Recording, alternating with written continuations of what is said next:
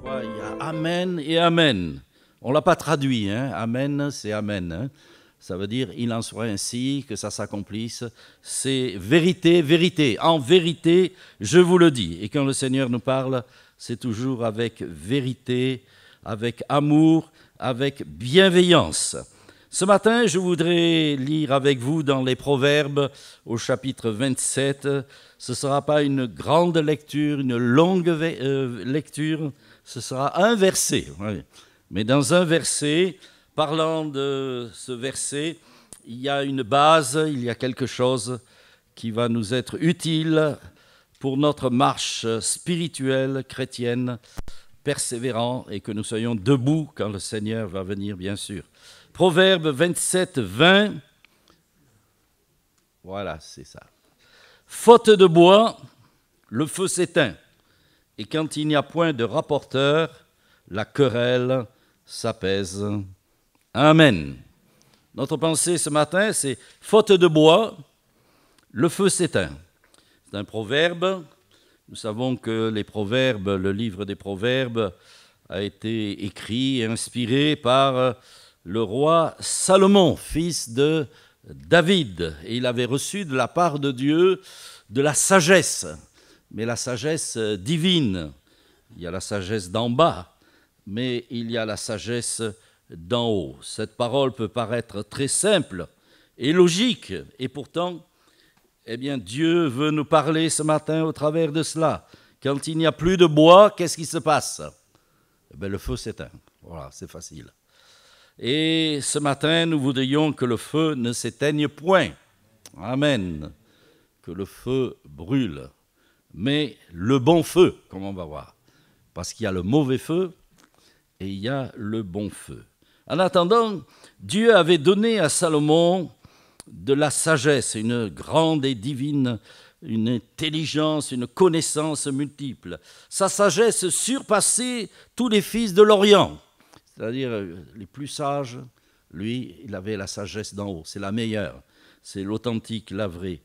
Et il a composé, d'abord il a aussi fait le Cantique des Cantiques, certainement au début de sa vie, les Proverbes, et puis il a fini par Ecclésiaste, qui n'est pas... Honnêtement, c'est une vue très basse, vous voyez, hein? Vanité des vanités, tout est vanité, poursuite du vent, il n'y a rien. Oh là là, il n'a pas bien fini, hein? Mais nous, on veut bien finir, n'est-ce pas? On ne veut pas finir comme ça, hein? On veut progresser, et lui, il a bien commencé, mais il n'a pas su justement veiller et être sage. Vous savez, on peut parler de sagesse, on peut... de connaissances. Aujourd'hui, nous-mêmes, nous sommes instruits dans les choses de Dieu. C'est bien, la connaissance augmente. Mais ce qui est important, c'est de la mise en pratique. Ce qui est important, c'est de vivre ces choses. On peut savoir, mais ce qui est important, je le répète, c'est ce que nous vivons, nous pratiquons. Donc, la connaissance peut même enfler d'orgueil. Mais... ce que dit Jésus, eh bien, ce qu'il faut, c'est mettre en pratique sa parole. Aimer sa parole, garder sa parole, ses commandements. Et justement, Salomon a eu de grandes révélations, une grande sagesse, connaissance. Mais malheureusement, au début, il a commencé, mais il n'a pas veillé, poursuivi, et il n'a pas fini comme il aurait dû finir, parce que son cœur, malheureusement, s'est détourné du Seigneur. Il n'a pas été entièrement pour le Seigneur. Et lui-même n'a pas mis en pratique, parce qu'il l'a dit dans les Proverbes, chapitre 4 et verset 23, c'est de lui, « Garde ton cœur plus que toute chose, car de lui viennent les sources de la vie. » Et de la vie, il ne peut pas produire de l'eau douce et de l'eau amère. Il ne peut pas produire de la bonne et de la mauvaise. Et malheureusement, il n'a pas su veiller sur son cœur, garder son cœur. Et ce n'est pas parce qu'on a 61 ans de conversion, etc. Ce n'est pas cela qui fait notre solidité, que nous sommes supérieurs, loin de là. Au contraire, nous devons veiller. Nous ne sommes pas encore arrivés, hein, mais nous sommes en marche. Et ce qu'il faut, c'est continuer, persévérer jusqu'au bout. Et nous devons garder notre cœur. Dans Roi, il est dit, à l'époque de la vieillesse de Salomon, les femmes étrangères inclinèrent son cœur vers d'autres dieux. Oh là là, nous n'avons qu'un seul Dieu, le vrai Dieu, qui s'est révélé à nous, et Jésus-Christ, son Fils, en qui, comme nous l'avons chanté tout à l'heure, en lui nous avons tout pleinement, en Jésus seul, le seul chemin, la vérité, la vie, c'est le Seigneur. Et le Seigneur Jésus qui a livré sa vie à la croix et qui nous a sauvés. Et comme on le disait tout à l'heure dans une lecture, eh bien Nicodème, le message de Jésus est toujours le même. Le départ, il faut prendre le bon départ. Il faut que tu naisses de nouveau. Et lui, il ne le savait pas. C'est ce que j'ai prêché vendredi à Marignane. Hein. Alors, je ne vais pas reprendre la prédication, non, mais ce serait été la suite. Vous savez, c'est capital. Il faut commencer par le commencement. La nouvelle naissance. Naître d'en bas, c'est bien. Naître de nouveau, naître d'en haut, à une vie nouvelle, eh bien, cette vie, elle va grandir, elle va se développer, elle va parvenir à la maturité et elle nous amène un jour à entrer dans le royaume de Dieu. Si tu nais de nouveau, si tu nais d'en haut, tu vas voir le royaume. Hein. Tu entreras. Et par la foi, déjà, nous y sommes. Parce que Jésus a dit, mon royaume n'est pas de ce monde. Et déjà, nous sommes dans le royaume du Seigneur. Nous sommes assis avec Christ dans les lieux célestes. Jésus a dit, mon royaume, eh bien, il ne vient pas frapper les yeux, les regards. Le royaume de Dieu est au milieu de vous. Quand Jésus est le roi, il est là. Amen. Quand le Seigneur règne, quand il est au milieu de nous, alors est le royaume du Seigneur. Bien sûr, un jour, il va apparaître et avec éclat. Comme je vous disais, faute de bois, le feu peut s'éteindre. Il y a le mauvais feu. On le sait, on l'a lu dans Matthieu 18, 9. Il est parlé du feu de la géhenne, hein, le feu éternel, où on brûlait. Cette géhenne, c'est l'endroit où on brûlait à Jérusalem, à l'extérieur, eh bien, tous les détritus, n'est-ce pas, toutes ces affaires-là. Un feu qui était continuellement alimenté. Et Jésus disait dans Matthieu 25, 41, « Retirez-vous de moi, maudit, n'est-ce pas, allez dans le feu éternel qui a été préparé pour le diable et ses anges, n'est-ce pas ?» Le feu éternel, ça c'est le mauvais feu, n'est-ce pas, où ils seront tourmentés jour et nuit. Nous, le Seigneur, je vous rassure de suite, notre place, elle est dans la maison du Père. Amen. Jésus nous prépare une place et il va revenir pour que nous allions prendre cette place, occuper cette place. Mais prenons garde de ce feu qui vient de la géhenne, parce que parfois il vient enflammer. Jacques nous le dit dans son épître, chapitre 3, verset 6. La langue est aussi un feu, c'est le monde de l'iniquité. Elle enflamme tout le cours de la vie. Hein. Attention, ça c'est le mauvais feu. Hein. Et un petit feu peut embraser.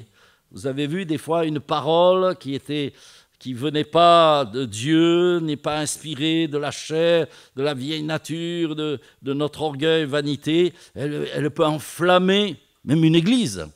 Mais que le Seigneur nous garde de ce feu-là, de ce monde de l'iniquité, que le Seigneur nous garde. Il faut savoir tenir sa langue en bride. Oh,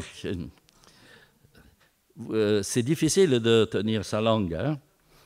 Quand ça m'est arrivé, peut-être vous aussi, hein, une fois il a fallu qu'on m'examine le fond. Alors le docteur il m'a pris la langue, n'est-ce pas? Mais il a pris quelque chose pour l'attraper. Hein. Elle ne voulait pas. Attention, la langue, hein. C'est quelque chose qui embrase notre vie, le cours de notre vie. Alors que toutes ces choses, ces feux qui sont dans le monde de la géhenne, du diable, de toutes ces affaires-là, de la zizanie, les choses comme ça, loin de nous ces choses-là, que notre langue soit enflammée comme au jour de la Pentecôte. Là, elle était bien enflammée, la langue des disciples, parce qu'elle était animée par le Saint-Esprit. Et c'est ce que nous voulons, que le Seigneur contrôle nos pensées, nos paroles, notre langue, notre vie tout entière. Tout soit sous l'autorité du Seigneur Jésus. Nous ne voulons pas marcher selon la chair. Ça, c'est la mort, c'est mauvais, c'est négatif. Mais nous voulons marcher selon l'Esprit, que notre langue soit contrôlée par le Saint-Esprit. Faute de bois, le feu s'éteint. Il faut allumer le feu. Alors, je ne suis pas le gars là qui chante n'ayez crainte, hein, je ne vais pas vous... Non. Mais il faut allumer le feu, mais le bon feu. Et dans Luc 12, 49, il est dit « Je suis venu jeter un feu sur la terre. À Istres, hein, qu'ai-je à désirer s'il est déjà allumé ?» Et il brûle, amen, dans votre cœur. Le cœur pour le Seigneur, hein. Ah, pas le mauvais feu, non, Seigneur, loin de là. Mais il y a un feu qui a été allumé un jour. Il a été allumé, alors pour moi, je répète encore, 61 ans, mais il faut qu'il brûle encore. Alors c'est vrai que par moments, notre feu, ça ralentit un peu, hein. Il faut être honnête, hein. Je ne suis pas meilleur, plus, moins, on est tous pareils, vous savez. C'est une lutte constante. Tant qu'on sera sur cette terre, nous aurons cette lutte constante. Mais il est déjà allumé. Matthieu 3, 12 dit, Jean-Baptiste, il vous baptisera du Saint-Esprit et de feu. Donc dans l'Esprit, il y a la flamme. Hein. Et nous avons besoin d'être remplis du Saint-Esprit. Et que la flamme de l'Esprit, alors il y a l'amour, il y a la joie, il y a les dons, il y a les fruits, mais il y a la flamme. Et c'est vrai que quand le Seigneur nous a visités du Saint-Esprit, eh bien il y a une flamme qui a été allumée dans notre cœur, un zèle, un amour, une passion, et nous devons veiller sur notre cœur, alors que Salomon ne l'a pas fait, pour que cette flamme ne s'éteignent pas. Car au jour de la Pentecôte, des langues de feu, comme des langues de feu, se posèrent sur chacun d'eux et ils furent tous remplis du Saint-Esprit. Comme des langues de feu. Symbole, comme c'était la colombe, comme une colombe, comme des langues de feu. Elles se sont posées sur les 120. Vous voyez à peu près ça, hein, 120. Vous voyez des langues de feu là qui se posent sur chacun d'entre eux. Tout le monde a reçu. Et c'est pour tous, n'est-ce pas? Et nous devons veiller, parce que la Bible nous dit, justement, soyez continuellement remplis, renouvelés du Saint-Esprit, que l'onction, ce qui fait la force, c'est l'onction, renouvelée, l'huile fraîche, le feu qui brûle dans notre cœur, mais nous avons besoin de l'entretenir. Lors de la dédicace du temple de Jérusalem, lorsque Salomon a achevé la prière, parce qu'il a fait là une super prière, on peut dire, il se plaça devant l'autel, face à toute l'assemblée, à genoux, les mains tournées vers le ciel. Il a prié l'Éternel, n'est-ce pas, pour consacrer ce lieu. Et la Bible dit, le feu est descendu du ciel. Nous, ce que nous attendons toujours, c'est du ciel, hein? La sagesse qui vient d'en haut, la naissance d'en haut. Le feu est descendu du ciel et il a allumé l'autel, les sacrifices. C'est le feu d'en haut. On n'est pas venu avec une allumette, un chalumeau, je ne sais pas. Non, c'est Dieu qui a allumé. Ce n'est pas un moyen humain. Ce n'est pas une excitation humaine. Non. C'est un feu qui est venu d'en haut.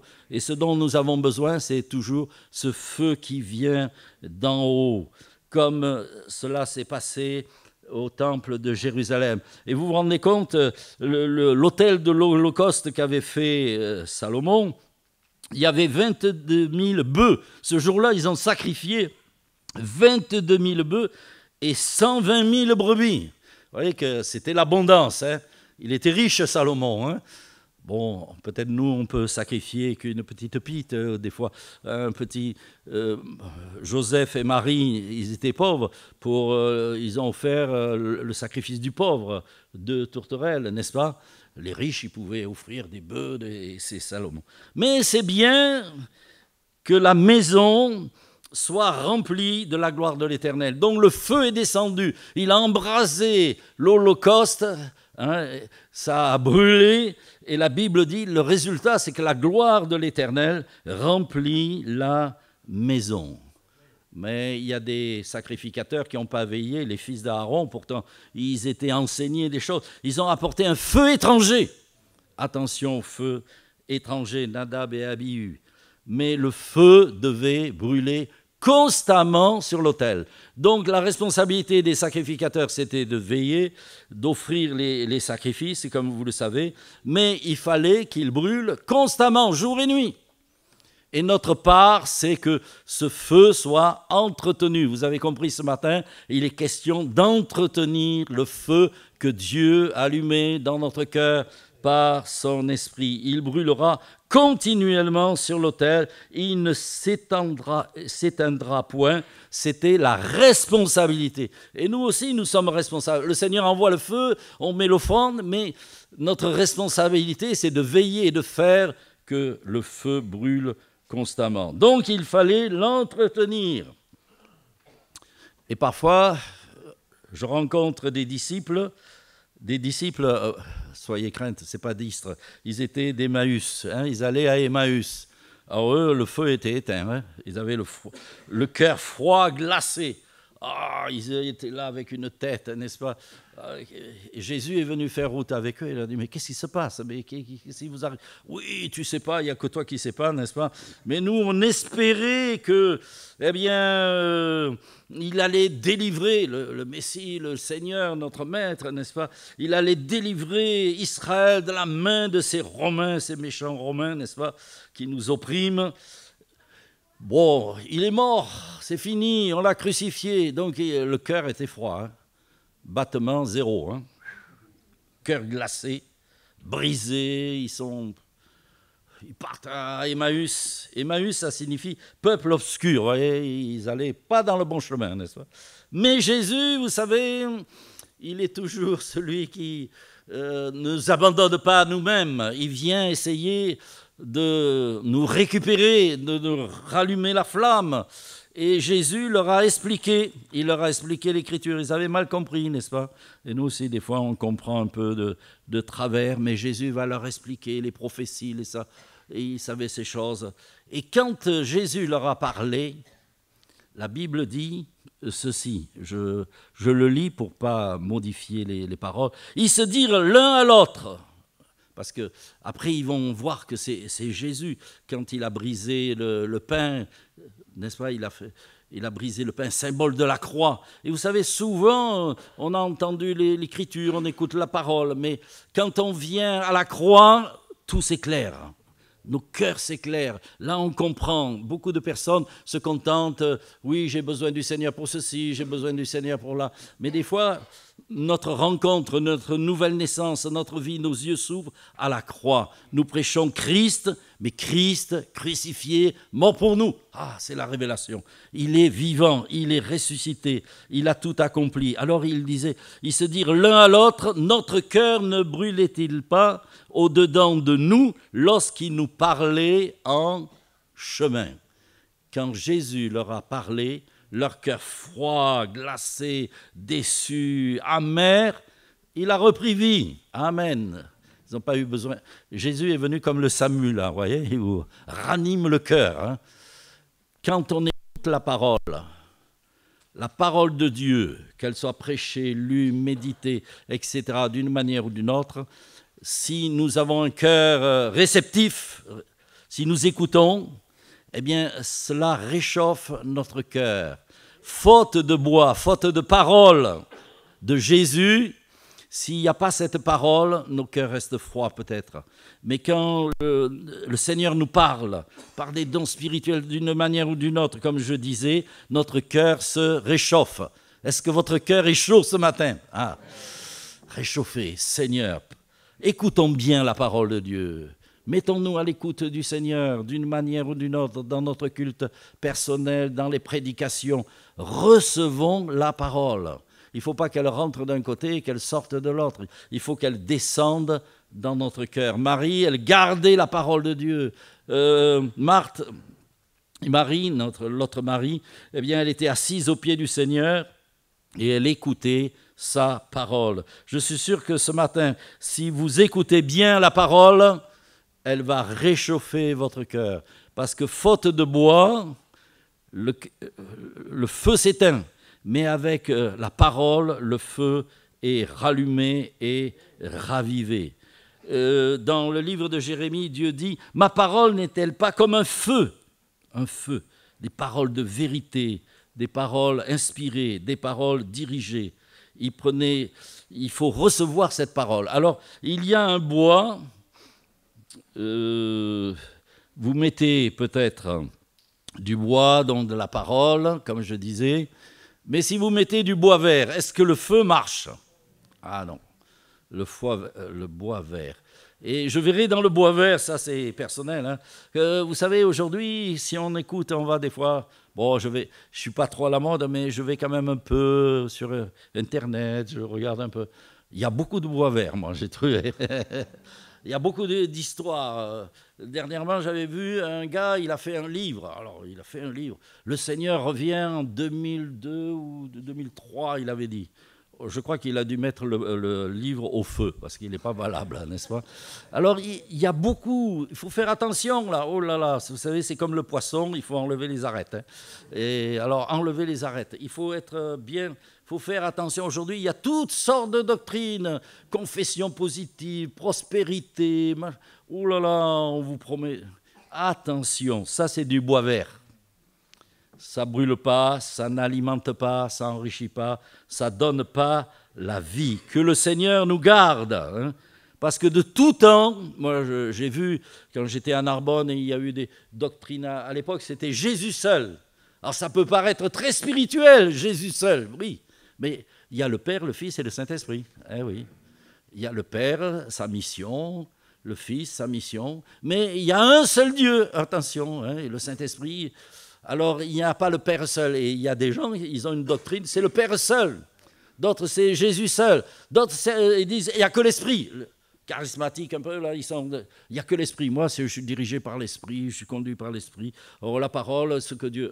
Non, non, non, non. Il y a un équilibre. C'est formidable parce que dans la parole du Seigneur, il y a toujours un équilibre. Et nous avons besoin de vivre une vie équilibrée. Faute de bois, le feu s'éteint. On ne met pas du bois vert. Allez, de côté. Hein.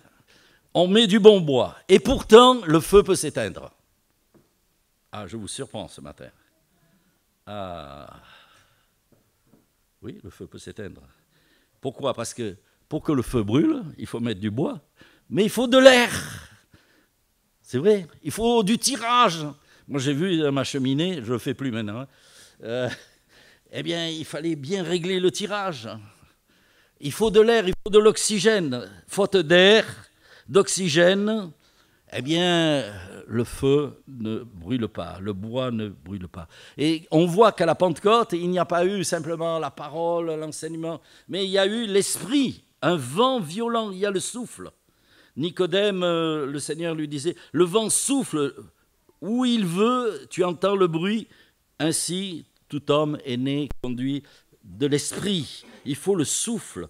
Dans la vallée d'Ézéchiel, vallée des ossements de la mort, n'est-ce pas? Eh bien, Dieu donne aux prophètes de prophétiser. Esprit des 4 vents, souffle sur ces morts et ils revivent. Eh bien, la Bible dit que le souffle est venu, l'esprit entra en eux et ils furent ressuscités. Il faut le souffle. Jésus a soufflé sur ses disciples dans Jean 20, 22, il souffla sur eux et leur dit « Recevez, accueillez le Saint-Esprit. » Amen. Vous avez accueilli, reçu le souffle pour être les témoins du Saint-Esprit. Ainsi, nous avons besoin non seulement d'un bon bois, sec, solide, véritable, mais nous avons besoin de l'air, du souffle de Dieu. Parce que c'est le souffle de la vie. Et pourtant, le feu peut s'éteindre. Aïe, aïe, aïe. Oh, vous êtes compliqués ce matin, hein, là, hein, Eh oui, il peut s'éteindre. Savez-vous pourquoi? Il faut enlever les cendres. Vous faites pas... Je faisais la corvée des cendres, donc maintenant je ne fais plus le feu. Hein? Parce que si votre bois il a été consumé, bien sûr, l'oxygène, votre feu, il est rempli de cendre. Et la cendre, ça étouffe le feu. La cendre, c'était bon, ça a servi, ça a produit du feu, Mais maintenant, il faut l'enlever. Et c'était prévu, c'était prévu.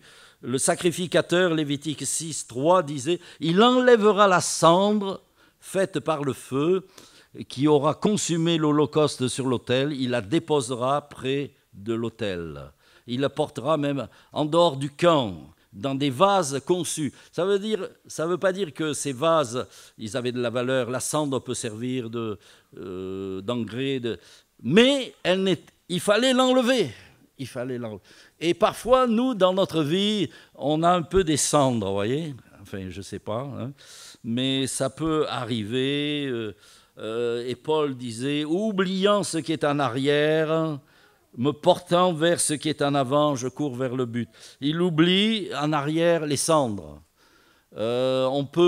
Alors, les cendres, il faut bien se comprendre. Dans l'Écriture, il nous est dit de prendre en exemple ce qui est arrivé, la vie des prophètes, etc., de la parole de Dieu, mais pas de vouloir revivre. Il y a des gens, ils vivent du passé. Nous, on vit du passé, mais du présent. C'est-à-dire, on n'est pas nostalgique.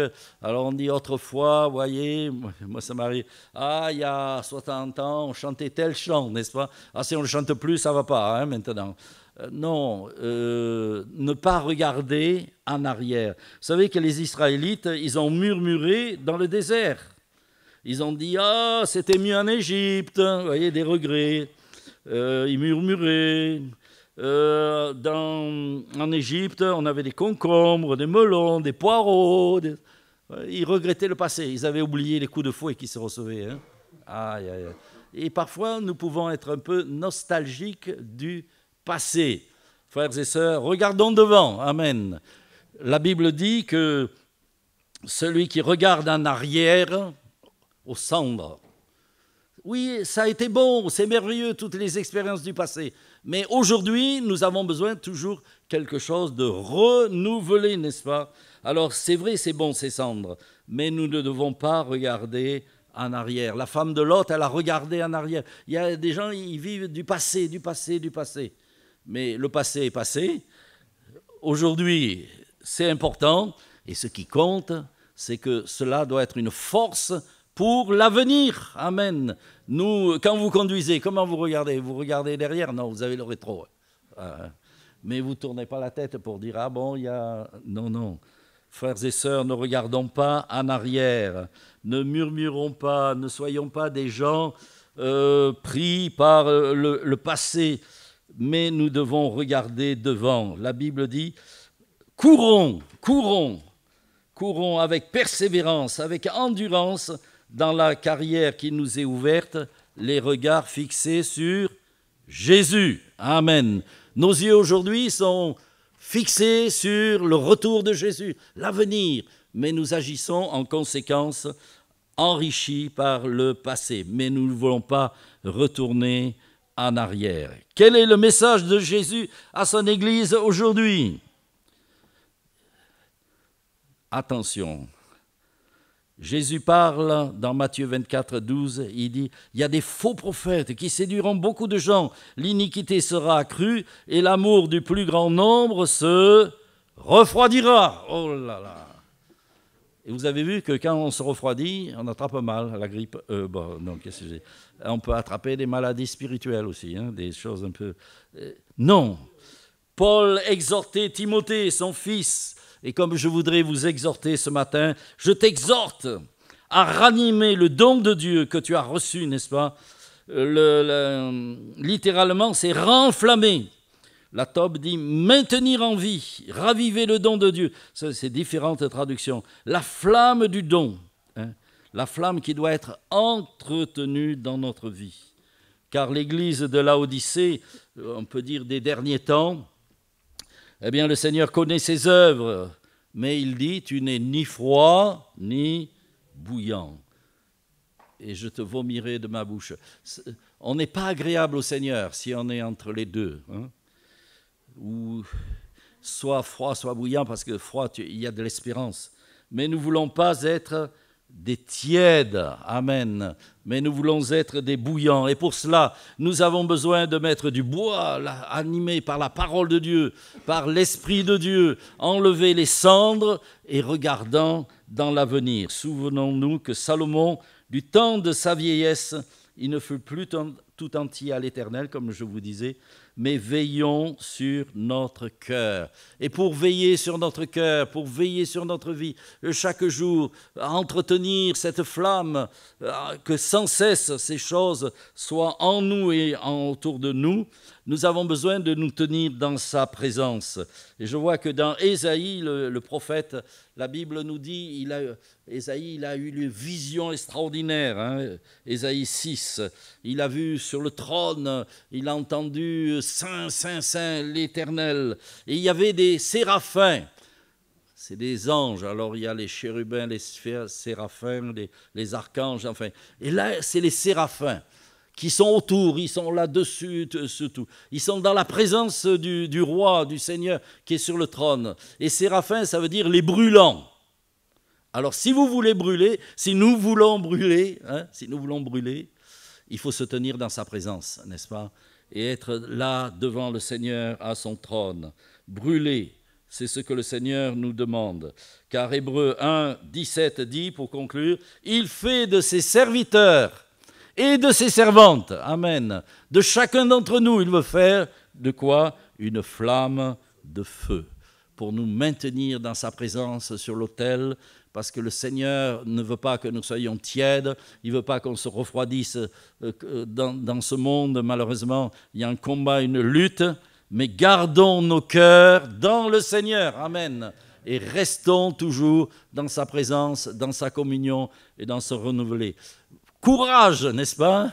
Le meilleur est devant nous. Alors, déjà, nous le voyons couronné d'honneur et de gloire. Le jour vient. Alors, gardons ce zèle, gardons cet amour, gardons cet enthousiasme, gardons que nos cœurs brûlent, parce qu'il fait de nous, de ses serviteurs et de ses servantes, une flamme de feu qui va... Le feu, ça réchauffe et le feu, ça éclaire. Alors le Seigneur veut que nous soyons comme des flambeaux qui brillent et qui brûlent dans ce monde. Pour Jésus, amen. Seigneur, merci, parce que ta parole est là pour nous embraser nos cœurs, réchauffer nos cœurs.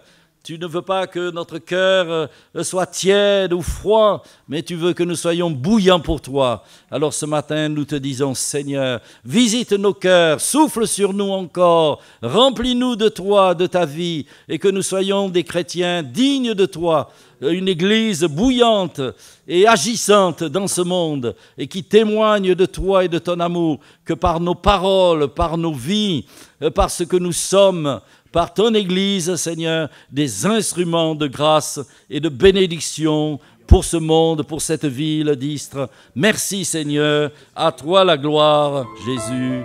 Amen.